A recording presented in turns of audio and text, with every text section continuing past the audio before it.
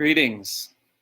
So I realized we really were missing something important, which is a simple video about the goal of the practice of tantric yoga, or really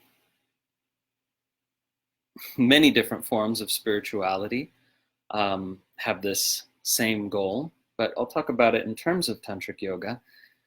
And we have to be careful with the word goal, right? Because goal always implies sort of something in the future, something spatially and or temporally distant from us, right?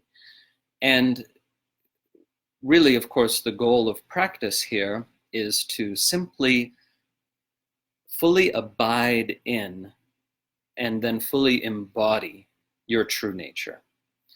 So one meditation teacher called it attaining what you already have. He said the whole practice is getting rid of what you haven't got and attaining what you already have. That's the paradox. But it is important to remember that when we speak of goal, it's in this kind of metaphorical sense that is this version of goal, which is quite different from the way we think of goals normally. And yet there is a goal to the practice, right? There's a reason that we are doing it. So that goal is characterized in two different ways in the literature of this tradition. And indeed, this applies really to almost all Asian traditions that utilize yoga or practices similar to yoga. And using the word yoga in the broadest sense there, right? Okay, so the different traditions define this goal differently, but they all use this terminology of awakening and or liberation. Okay, awakening and or liberation. So some lineages emphasize one more than the other, right? The default word in traditions that came later to be called Hindu is indeed liberation. That's the emphasis. Now, I would like to argue that even though they're sort of two sides of the same coin, that we do need to also distinguish awakening and liberation in the following manner. And I'm going to try to make this as sort of short and sweet and simple as possible. So awakening, bodha, right, is in Sanskrit, is waking up out of the belief that the contents of thought and emotion define or describe you. So waking up out of the kind of delusional activity of building an imagined self, building a construct of selfhood out of memories, thoughts, and emotions, right? So this is the typical thing that humans do. So when we go for awakening, or awakening goes for us,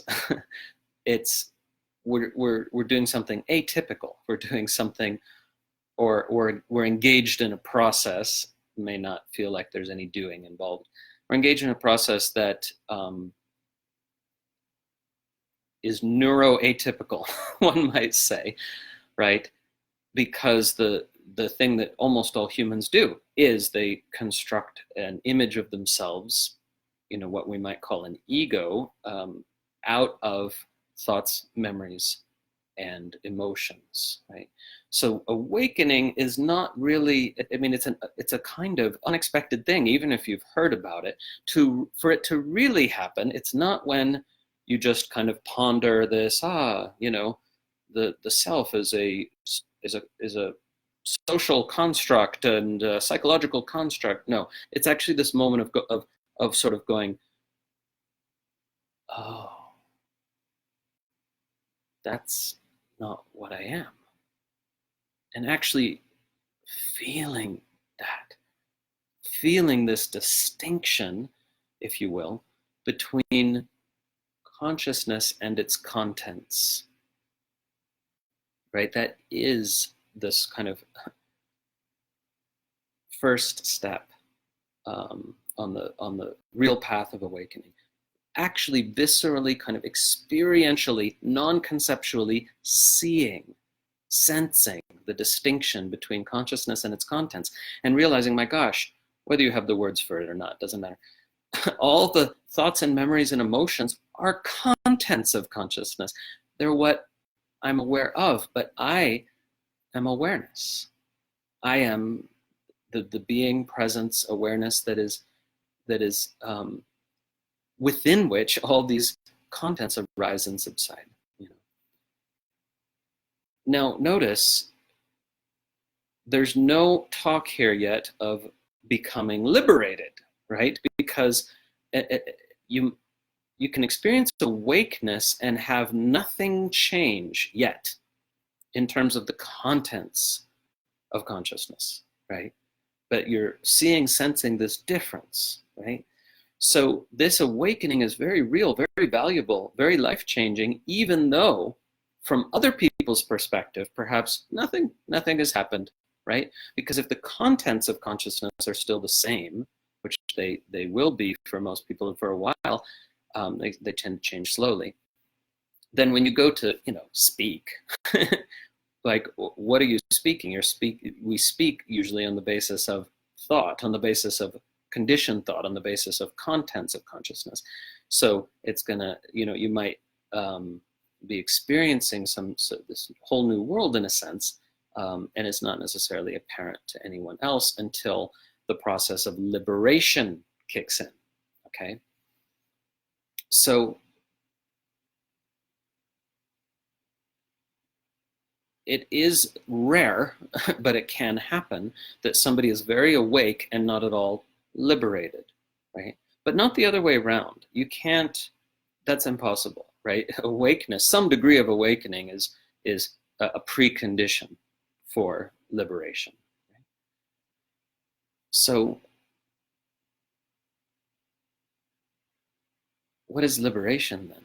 It is the melting away, the falling away, the dissolution and the deconstruction of certain aspects of the constructed self, we might say, right? So the dissolving or falling away of self-images, right?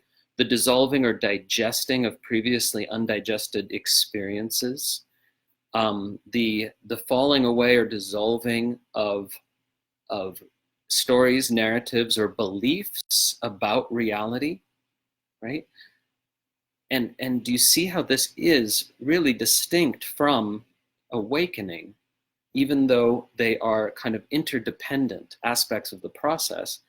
Not kind of, they are interdependent aspects of the process, but they are distinct, right? Because notice, you could have a story or a narrative about the nature of reality and be awake to the fact that it is a story, right? This is very commonly the case. If you have some degree of awakening, you can see that your story is a story, but it's still there. And it still might have a certain degree of emotional charge, of mental, emotional, psychic charge to it, even though you see, no, this is a mental frame or a narrative or a story about my experience. It's not the truth, right? A way of interpreting or framing experience is just that. It's nothing but that. It is just a story, right? Not that it has no relation to the truth or reality. Of course, that's absurd. And I love teachers like Byron Katie, who emphasize the totally constructed nature of stories, but they also sort of dismiss them as if there's no truth there, when there is some truth, in the same way that a well-written novel or film might give you insight into human nature, right? It might give you insight into some aspect of your own experience, even though it's a story, right? Think of the best, novels or films you've ever absorbed. Didn't you love them because they illuminated some aspect of human existence or your own experience or both, right? So in that sense, they're true, right? They're true in the sense of what they point to, even though the words themselves are not true. Well, I would propose to you, and we have covered this to some extent in other videos, but I would propose to you very seriously that your story about your own life is no more true than a novel. Which is to say, it does have some pointers to truth, but it's just a way of constructing, interpreting, and framing experience that is a massive over-reduction and simplification. So this is what you realize in awakening. This is part of what you realize, right? There's more to it. But do you see now how you could recognize story as story and recognize the constructed nature of story, but you're not actually free of it. It hasn't actually dissolved. So it dissolves usually in more than one stage, because the first thing to dissolve is your belief in the story. You no longer believe, you no longer have the same emotional investment in your story or narrative or mental frame. And you no longer see it as right. You just see it as, oh, this is one way of framing things, And you might investigate, why do I want to frame things that way? Oh, this is because of this aspect of my conditioning, right? This is what I inherited from parents, siblings, teachers, etc. That because all framing is conditioned, right? Why do you frame it that way when someone else would frame it a different way? Because that's what you inherited, right? So it's great to investigate that. And then when you see that it's constructed, when you see that it's in these frames that we apply to our experience that we so believe are so accurate, are really inherited and conditioned, then we can start to let go of that clinging to them. You let go of the belief in your own story. And then maybe the story itself will dissolve and fall away, and you realize, my gosh, there's just infinite ways to narrativize any set of phenomena, any set of experiences. And that's a really important point to reach. You're not truly free of the story until you really see that there are literally infinite ways to narrativize or frame any set of phenomena, any set of experiences. Okay? And if that challenges you, good. If the spiritual path is not challenging, it's not working. Okay? Plenty of joy too, but it is challenging to uncover the truth beyond our conditioning. It's challenging to, as Lama Yeshe said, overthrow the tyranny of ordinary appearances, meaning conditioned appearance, right? Okay, so to define the distinction then as clearly as possible, liberation has to do with a progressive process. There is progress to this of dissolving or deconstructing whatever needs to be dissolved, allowing for the falling away of whatever needs to fall away. And it's not everything, thank God. It's not like you need to digest, dissolve every single samskara or impression of unresolved past experience. So, but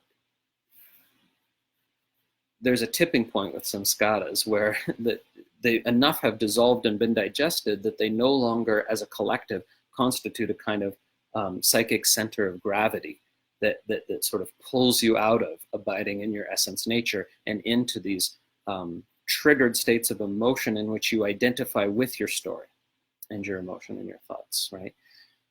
When you cross that tipping point, it's very rare, if it happens at all, to be pulled into that identification, which is different from experiencing intense emotions. You might still experience intense emotions, but that's different from being pulled into identification with your thoughts and stories about those emotions. Right?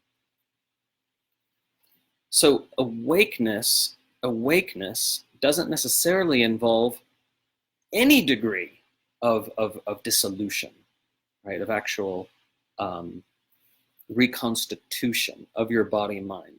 So that's why some people do a spiritual bypassing version of awakeness, right? Up and out.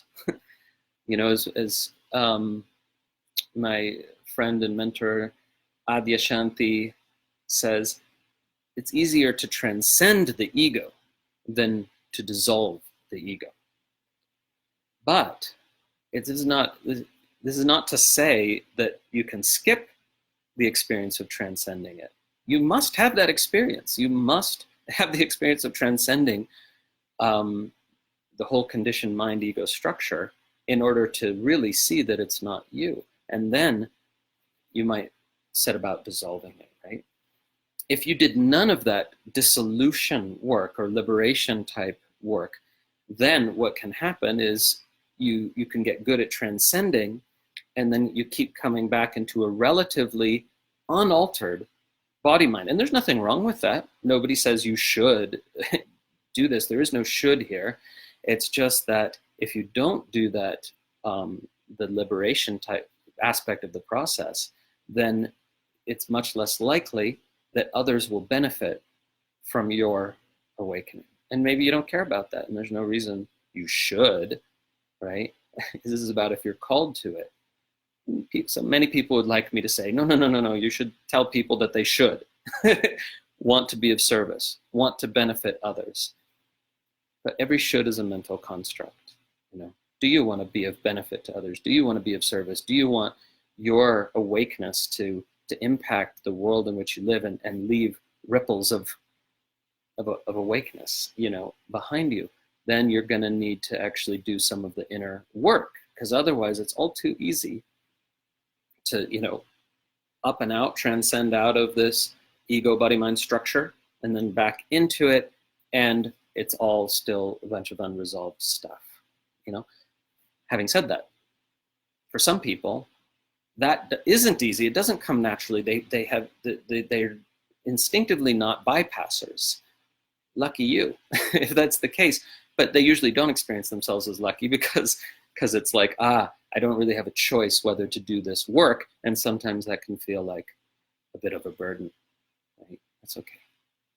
That's okay. We must do what we're called to. There's just no other way. And we might wish we hadn't been called, but we don't really get that choice. Amateur video moment. I got to plug in the the laptop before it dies. Almost done here.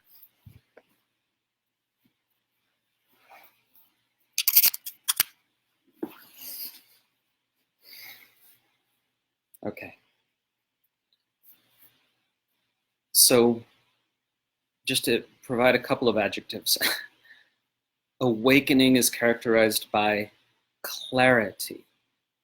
It's characterized by clarity. You can see the difference between essence, nature, and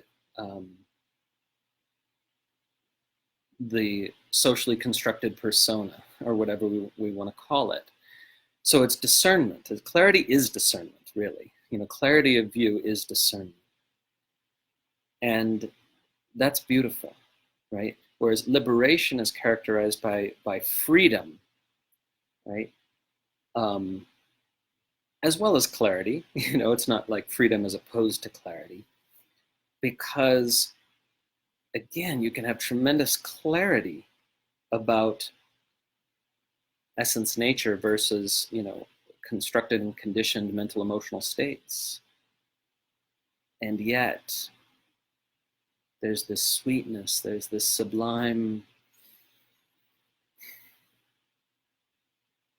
relief even, as well as joy, when you actually are experiencing the falling away of these kind of encrusted, ossified, stagnant or petrified aggregations of unresolved psychic energy, mental emotional energy. When it starts to dissolve, it's for some of us, the process of awakening is non-optionally a kind of acid bath to the encrusted layers of the conditioned self and unresolved experience, right? But here's the beautiful part. Here's the virtuous cycle. That's the opposite of a vicious cycle, by the way, because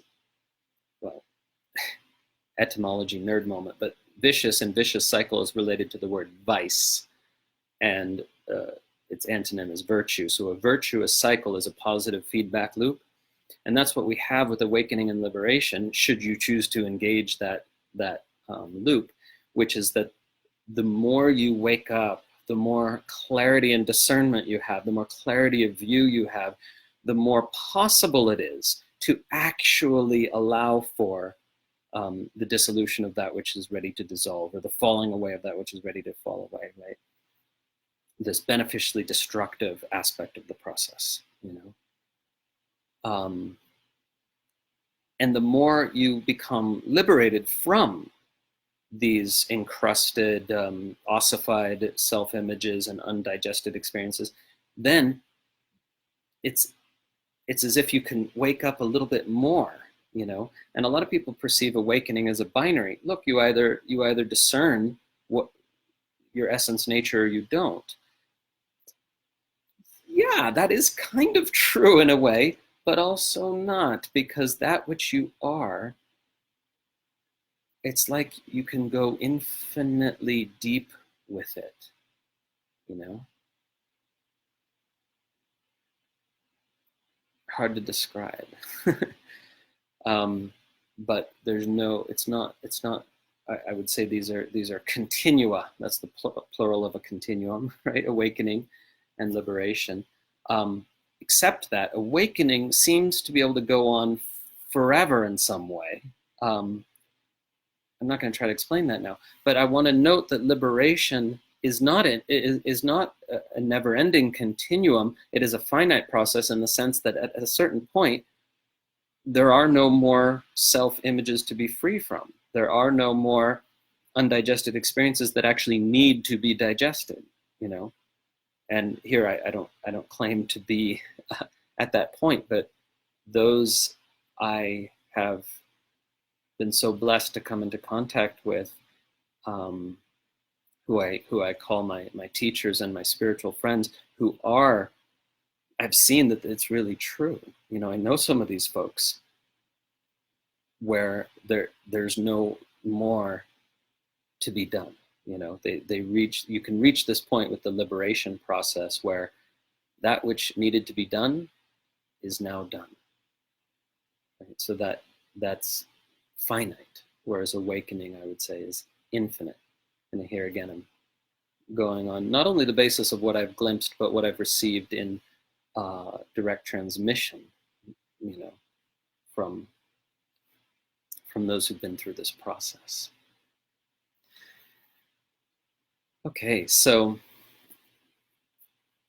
I think I had some more things to say about it, but perhaps that's long enough for this video.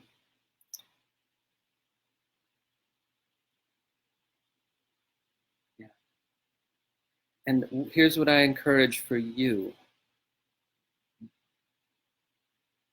It's enough. It's really more than enough to simply say, I want and I orient to whatever degree of awakeness and liberation is possible for me in this lifetime. Usually it's the case that much, much more is possible than you suspect, right? But don't, you know, imagine some seemingly unattainable goal to which you compare yourself and feel that you're ever falling short. That undermines your whole path, right? Just open to that which is possible in this lifetime. And you don't know what's possible, but that's all you need to worry about, as it were, right? And if I try to kind of express in body language a little bit what this is like, you know, each kind of moment of further awakening, you know, it can be expansive. It's an opening often. It's like, oh, right? And then there's this invitation, whether you notice it or not, but you can just start to notice it more. This invitation to take a look at something that a misunderstanding or a bit of sort of ossified experience that's now ready to dissolve as a result of that moment of further awakeness that just happened, you know? And you just take a look at that and go, oh, that's there. Okay. And it's ready to go. It's ready to let go. You don't need to force it. With each moment of further awakeness or awareness, then there's something that's ready to go, ready to release. Just let it, let it. Just bring some attention to it. Bathe it in the non-judgmental light of loving awareness. And it happens, right? Anyway. May you, like the one watching this video right now, may you be awake. May you be free. Don't even worry about to what degree. Just, it's possible. It's our birthright. There's no life circumstance that makes this impossible. There's no amount of suffering or mental affliction or emotional affliction that makes this impossible. No such thing. I know it can seem like that. Om.